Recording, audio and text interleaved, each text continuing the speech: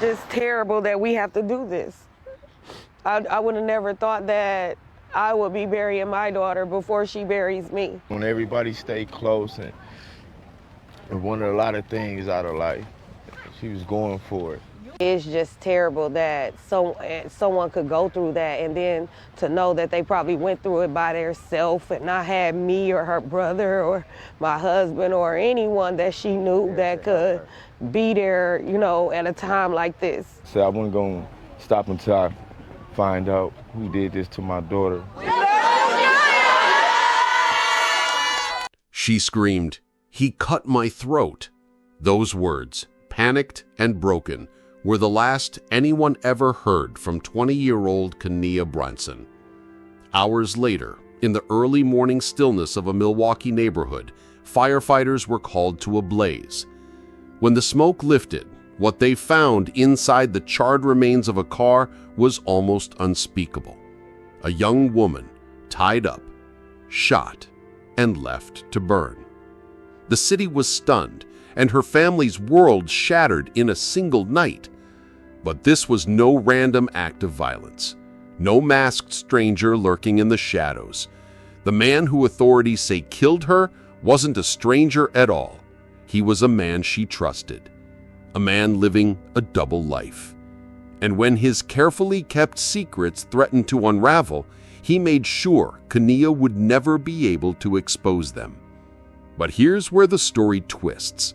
In the hours before her death, Kenia confided in someone close, warning them she felt unsafe.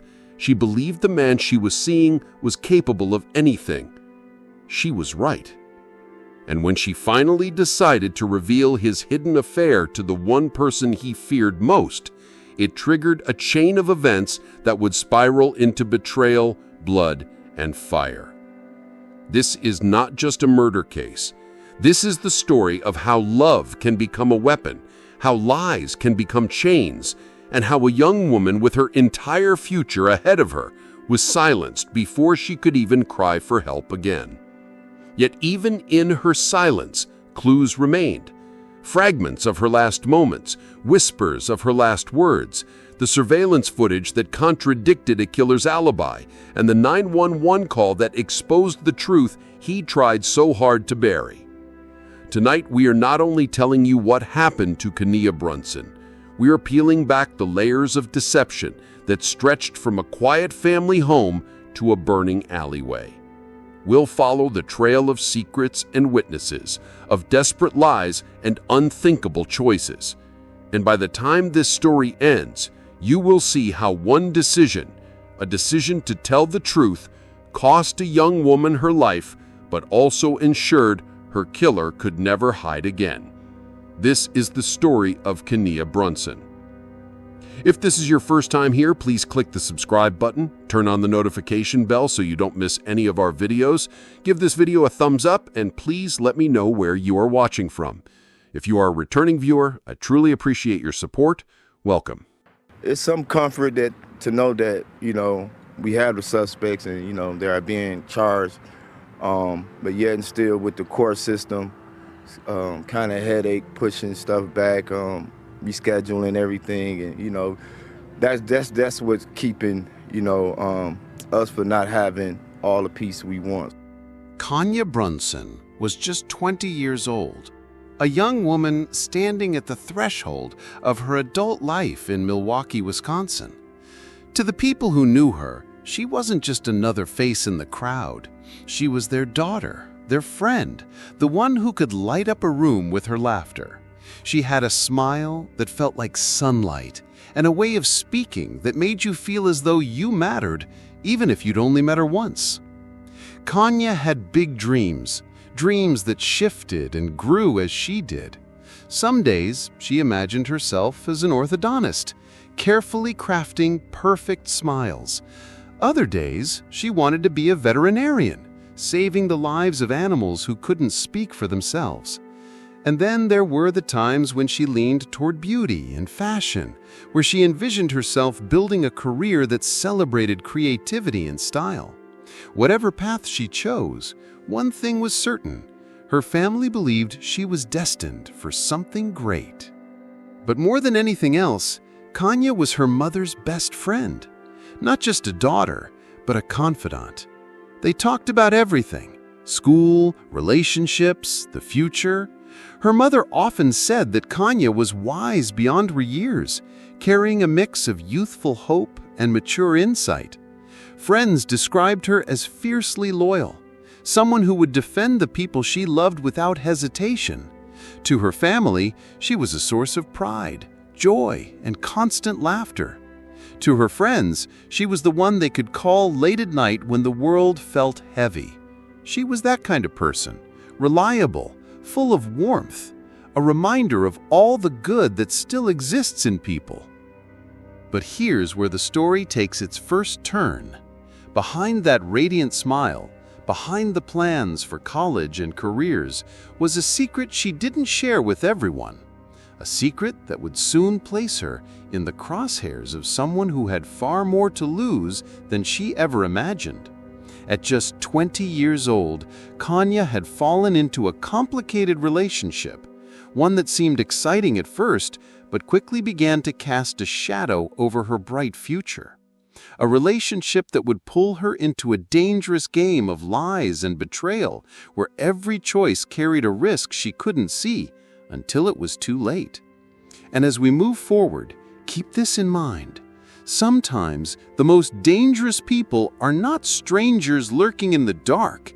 Sometimes they are the ones who smile at you, the ones who promise to protect you, the ones who swear they love you. Because in Kanya's case, love was not a shield, it was the very weapon that would ultimately destroy her. If you have a daughter and you find out she was hiding a big secret from you, how would you feel about it? Let me know in the comments section. Meet Sultan Sharif. He was 53 years old, a man twice Kenya's age, a man who already had a family, a wife, and a life that should have kept him far away from someone so young. On the surface, he carried himself with the kind of confidence that comes with age. To outsiders, he was respectable, even dependable. But beneath that carefully constructed image, Sultan Sharif was living a double life, and it was within that secret life that Kenya became trapped. No one knows the exact moment their paths crossed. Some say it began as casual conversation, an innocent exchange that grew into something deeper. Others believe Sultan pursued her deliberately, drawn to her youth, her beauty, and the way she looked at him without the burden of knowing who he really was. To Kenya, the relationship may have seemed like a thrill at first, attention from a man older, more experienced, someone who promised her things that felt exciting and new. But in reality, she was stepping into a web of deception spun long before she ever entered his world. Sultan was married, and his wife had been by his side for years. She had watched him carefully, quietly, the way only someone who knows every detail of a partner's routine can.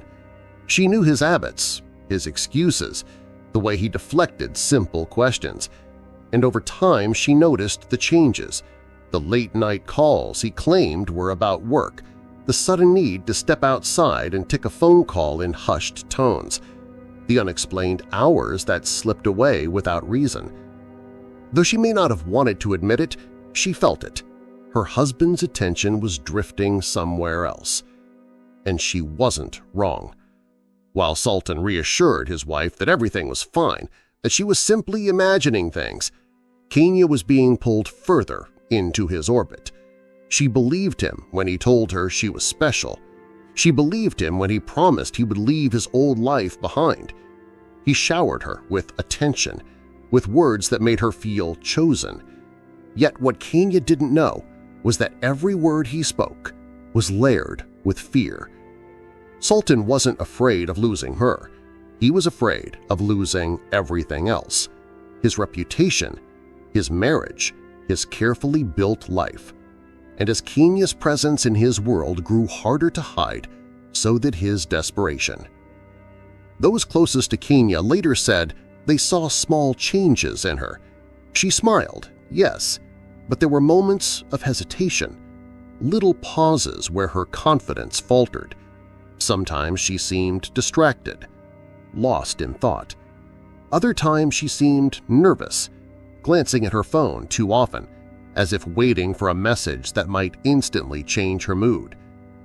Her friends began to worry that she was caught up in something far bigger than she understood, and they were right. Behind closed doors, Sultan Sharif's double life was beginning to unravel. His wife was watching him more closely, piecing together the cracks in his stories, and Kenya, perhaps tired of being kept in the shadows, began to consider something she had never dared before: telling the truth. For weeks, she carried the weight of a secret that gnawed at her, torn between her feelings for him and the knowledge that he belonged to someone else. In her young heart, it may have felt like honesty was the only way out, the only way to break free from the lies. But honesty, in this story, would not bring freedom. It would only ignite a fuse that had been waiting all along. Because the day Kenya Brunson decided to tell Sultan Sharif's wife the truth about their affair was the day her fate was sealed. Do you think honesty was necessary in this situation? Should Kenya have ended her affair with Sultan and just moved on? Please share your thoughts below. Kenya could no longer carry the secret. The late-night calls, the whispered promises, the constant weight of being hidden. It had all become too heavy. And so, in a moment of courage or perhaps desperation, she decided to tell the truth. She reached out to Sultan Sharif's wife and admitted what had been happening behind closed doors. To Kenya, it may have felt like the right thing to do, a step toward honesty, a chance to free herself from the chains of secrecy. But to Sultan, it was nothing short of betrayal. In that instant, his carefully guarded world began to crumble.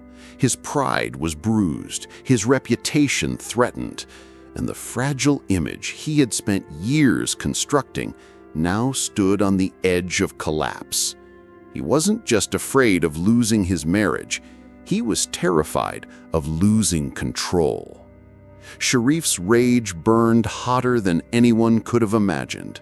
Friends would later recall how his demeanor changed overnight. The man who once spoke softly began to speak with venom in his voice. The man who claimed to care for Kenya now spoke of her as a problem that needed to be handled. Behind his anger was not just jealousy, it was fear. Because he knew that once the truth slipped from Kenya's lips, it could never be pulled back again. His wife now knew. And worse still, who else might Kenya decide to tell? What if she told her mother? What if he told his friends, his community, his entire world? In Sultan's mind, her words had become a weapon, and he was determined to silence her before she could strike again. Yet even as Sultan's fury boiled beneath the surface, Kenya carried on with a brave face. To her friends, she seemed determined, almost relieved to have spoken out. But when the conversations quieted and the smiles faded, those closest to her noticed the subtle signs of fear creeping in. She would check her phone more often, her hands shaking slightly after reading a message. She would grow quiet in the middle of a conversation, her mind clearly somewhere else. And when friends pressed her, asking if she was sure about the man she had chosen, she brushed off their concerns. "He's not like that. He wouldn't hurt me." But deep down, a part of her must have known the danger was real. After all, it was Kenya herself who once warned a confidant that she felt unsafe, that she believed Sultan was capable of anything if pushed too far. She was right. This is the moment where I ask you, the viewer, what would you have done if you were in Kenya's shoes? Would you have stayed silent, keeping the affair hidden in hopes that it would fade away quietly? Or would you have spoken the truth no matter the risk. Kania chose honesty, but honesty in this story came with a price far higher than she ever expected. And then it happened. One phone call, a call that would confirm her worst fears and reveal just how much danger she was really in. The night of September 24th, 2022 would become the turning point in this tragic story. A friend of Sultan Sharif's noticed something terrifying. Kanya, just 20 years old, trapped inside Sharif's car. What they saw was almost too horrific to process. Sultan on top of her, pinning her down. Panic filled the air. That friend dialed 911, their voice trembling, desperate to explain what was happening. On the other end, dispatchers tried to piece together the urgency. The words came fast, almost chaotic. He's on top of her. He's cutting her. And then, through the chaos, came Kanya's own voice, weak, trembling, barely able to form the words. She managed to cry out, "He cut my throat!" Those 4 words would echo through the night, an unforgettable plea for help. Imagine the silence after that moment. The dispatcher froze, the line went quiet, and all that remained was the sound of desperation and horror. It was just after sunrise when the call came in, on the corner of Keefe Avenue and Palmer Street in Milwaukee. A passerby noticed smoke lingering near an alley. At first, they thought it might be trash burning, something common in the area. But as they stepped closer, what they saw left them frozen in place. Lying there was the body of Kanya, brutally discarded as though her life meant nothing. She was bound, shot, and burned, her final moments marked by unimaginable violence. The cruelty was beyond comprehension. When officers arrived, they immediately knew this was more than just a homicide. This was personal.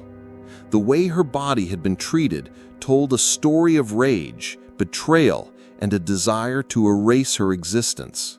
It was a deliberate attempt to silence her, not only in life, but even in death. Word spread quickly through the neighborhood. By mid-morning, residents gathered behind the yellow crime scene tape, murmuring in disbelief. Many had known Kanya. She was young, vibrant, and full of life. Now, the alley where children once played had turned into a scene of horror. At her family home, grief fell like a storm. Her mother collapsed upon hearing the news, her cries echoing through the walls. Relatives tried to console her, but there was no comfort strong enough to mend the hole in her heart. "Not Kanya," she whispered over and over again. "Not my baby." The family's devastation soon spread into the wider community. Churches held vigils, neighbors lit candles, and friends shared stories of her kindness, her laughter, her dreams that were now cut short. People wanted answers. They wanted justice. But as detectives pieced together the scene, one fact became clear. This was no random act of violence. The brutality spoke volumes. Whoever had done this knew Kanya, and whoever had done this wanted her gone for a reason.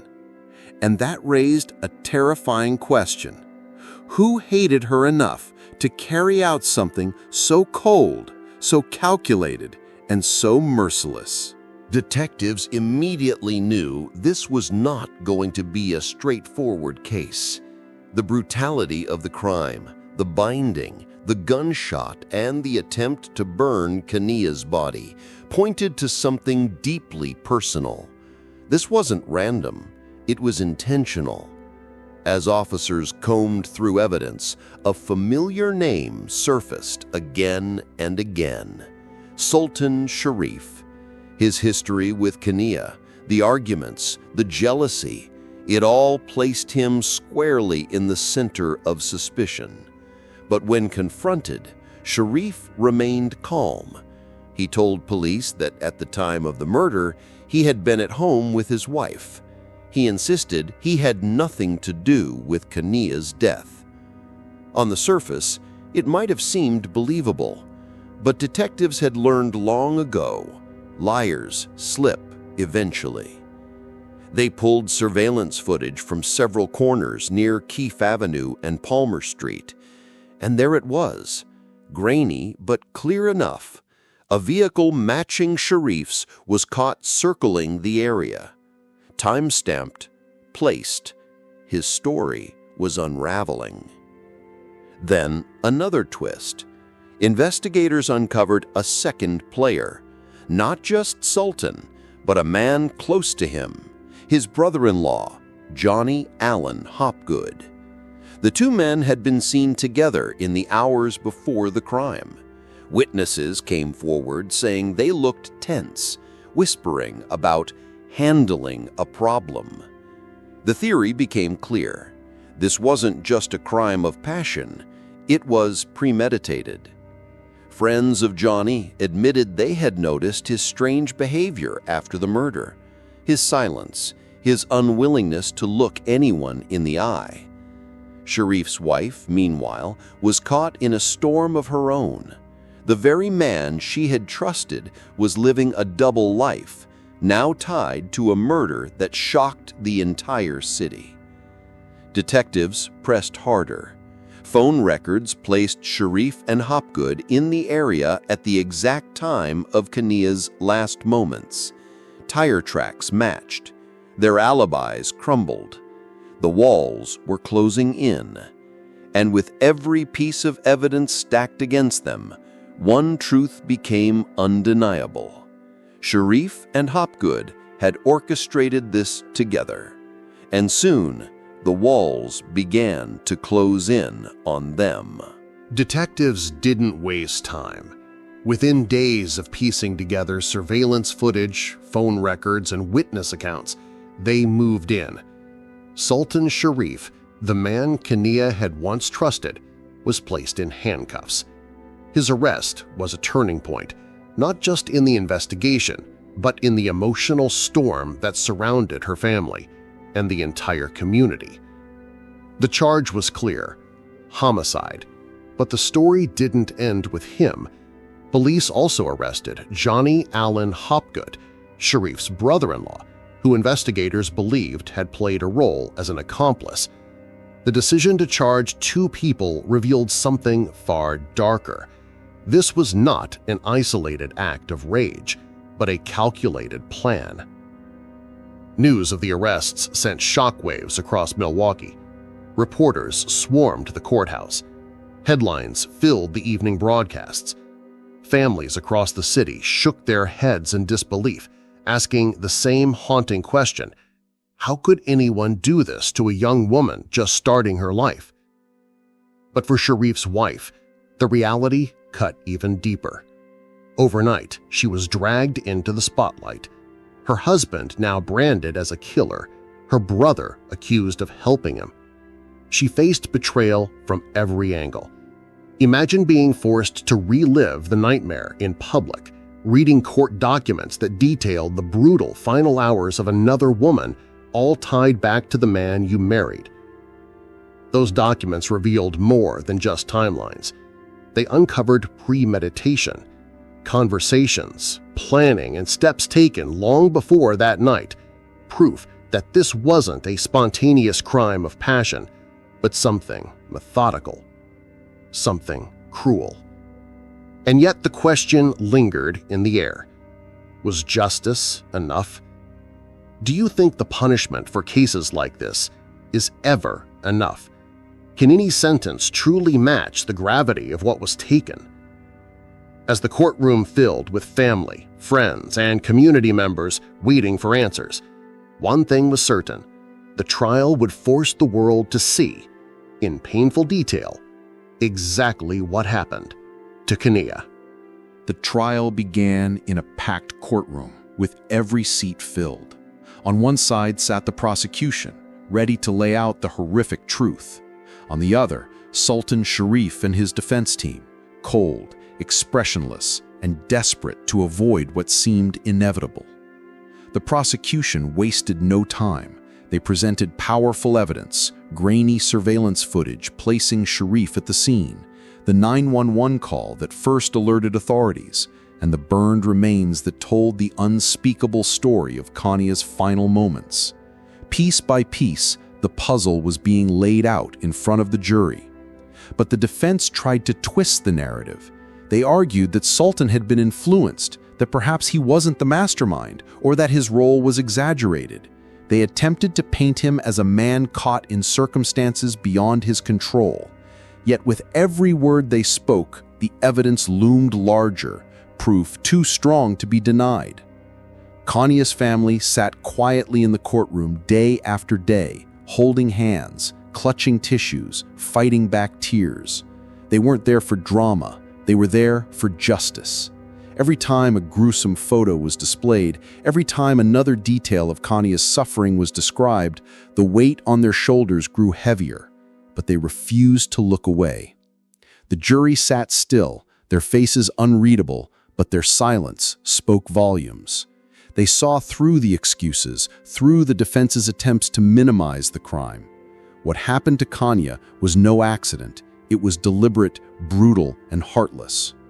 And as the final arguments were made, the air inside that courtroom was thick with tension. Everyone knew what was coming, the moment that would decide whether justice would finally be served. The jury returned to the courtroom. The air was heavy, every seat filled, every heart racing.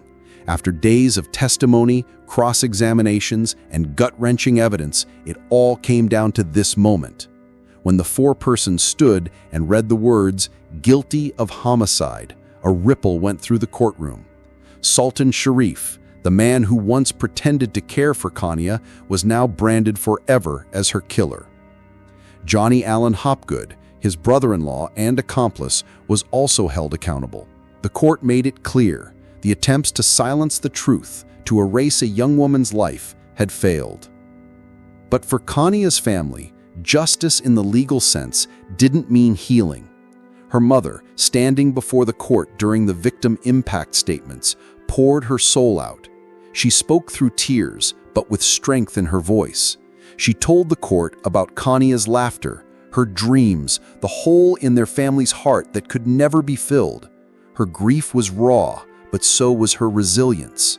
The community listened, and they grieved with her. Neighbors, activists, and local leaders reflected not just on Khania's story, but on a collective pattern, the violence faced by young Black women too often ignored until it ends in tragedy.